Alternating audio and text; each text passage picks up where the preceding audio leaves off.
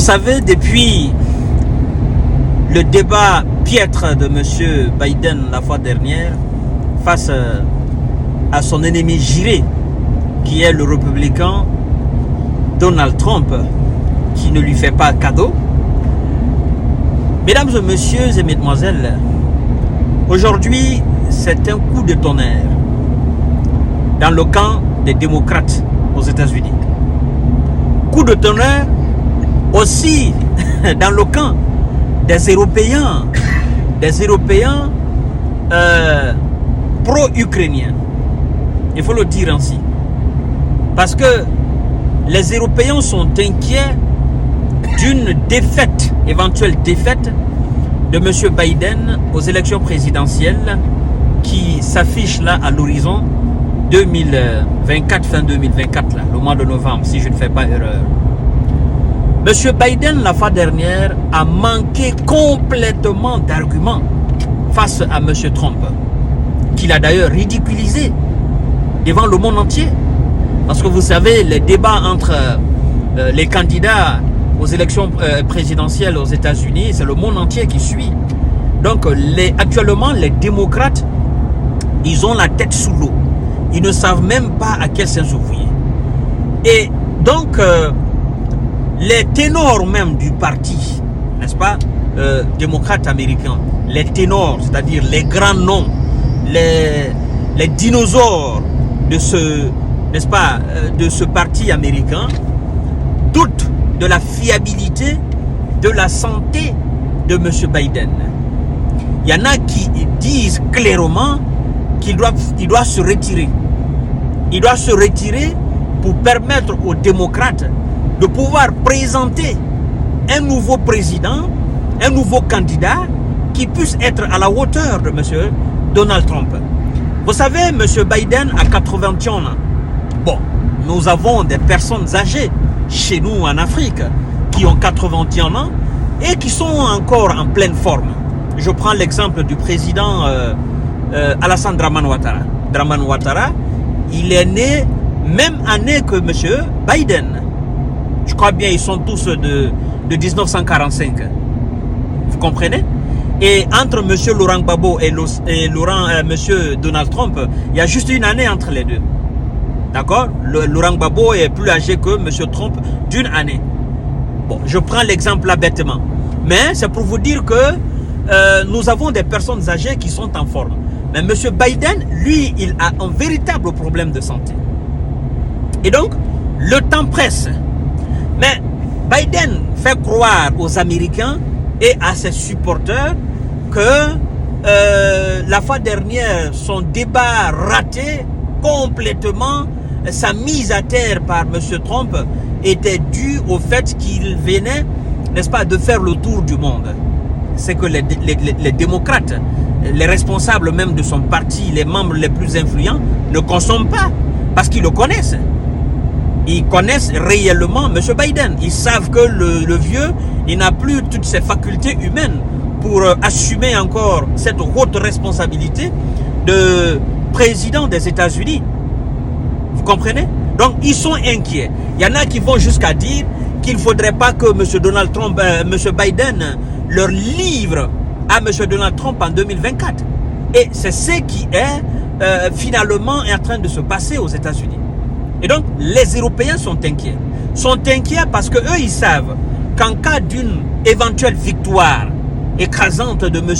Donald Trump, chose qui est aussi palpable aujourd'hui, au niveau même des grandes villes américaines, au niveau des deux électorats, on constate aujourd'hui une certaine forme de réticence, n'est-ce pas, pour la candidature de M. Biden. Donc, les gens sont vraiment en train de se rallier, n'est-ce pas, derrière monsieur Trump. Parce que non seulement Trump, c'est vrai, il a 60, je crois bien, 78, 71, quelque chose comme ça. Voilà. C'est vrai qu'il n'est pas aussi jeune, mais Trump, il est dans une condition physique optimale.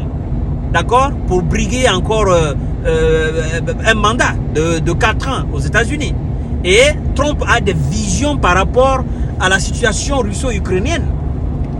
Trump, il a dit plusieurs fois que lui, élu président des États-Unis, il va régler la question ukrainienne en 24 heures. Et que, sincèrement, il est contre toutes ces sommes faramineuses, ces centaines de milliards de dollars déboursés afin de faire la guerre à la Russie. Lui, il est contre. Vous savez, M. Donald Trump, lui, c'est un homme d'affaires. Il n'aime pas dépenser, gaspiller l'argent gratuitement. Lui, il a les yeux sur chaque centime de dollar américain que l'État américain doit dépenser. Donald Trump, c'est un homme d'affaires. Vous savez, c'est un milliardaire. Vous comprenez?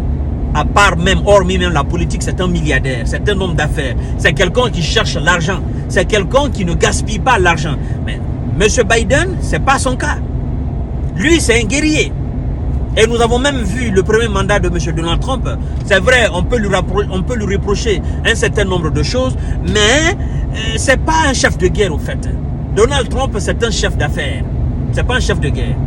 Et donc, les Européens sont inquiets parce que M. Donald Trump, élu président des États-Unis, il va dire aux Européens, soit vous arrêtez la guerre en Ukraine, ou bien je vous laisse conduire cette guerre.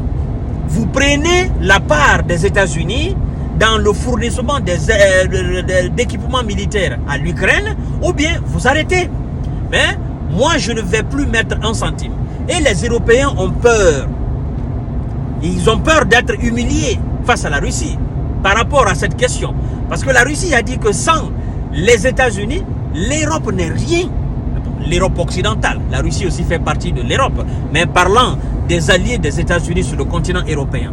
Et donc, les Européens ont la boule aujourd'hui dans le ventre et ils sont en train de passer par toutes les manières possibles, tous les moyens possibles, afin que les démocrates puissent trouver quelqu'un rapidement qui puisse remplacer M. Biden. Ou bien, voilà, qu'on puisse galvaniser ou essayer encore de faire quelque chose à M. Biden pour qu'il puisse tenir.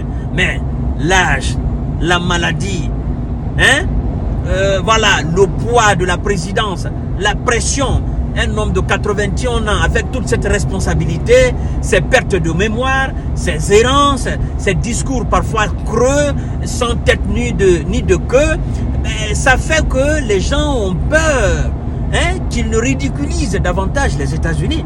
Monsieur Donald Trump a eu à dire lors d'un meeting, n'est-ce pas, politique, je crois bien si c'était à Michigan ou bien à Nevada, je ne sais pas comme ça, je ne maîtrise pas trop le coin. Il a dit clairement que si les États-Unis avaient un véritable leader, que la situation en Ukraine n'aurait jamais eu lieu. Et que M. Biden est en train d'humilier les États-Unis à travers le monde entier.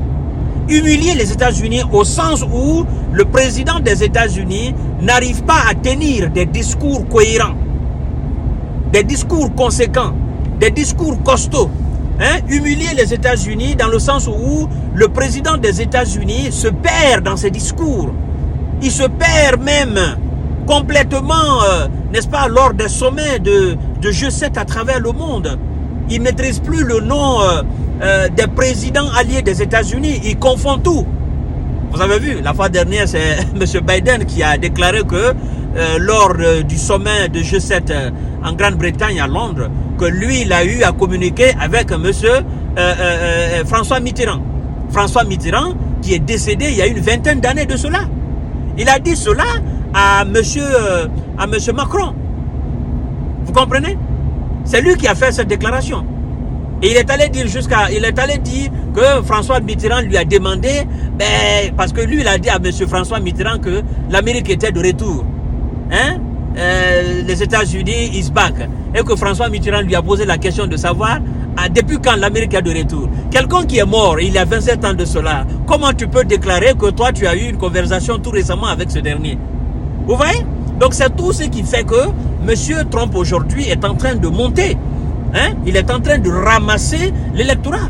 Il est en train d'humilier les démocrates parce qu'il se dit que si les démocrates n'ont de candidat que M. Biden, c'est pas la peine.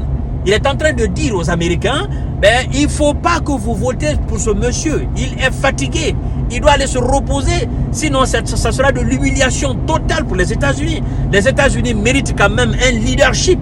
Ils méritent un chef d'État digne de nom, qui soit capable de prendre et d'assumer des responsabilités. Mais lui, il ne peut pas. Il ne peut pas. On ne sait même pas qui est-ce qui gouverne réellement les États-Unis actuellement. Est-ce que c'est Biden? Est-ce que c'est la vice-présidente? Ou est-ce que ce sont ces gens qui sont autour de lui?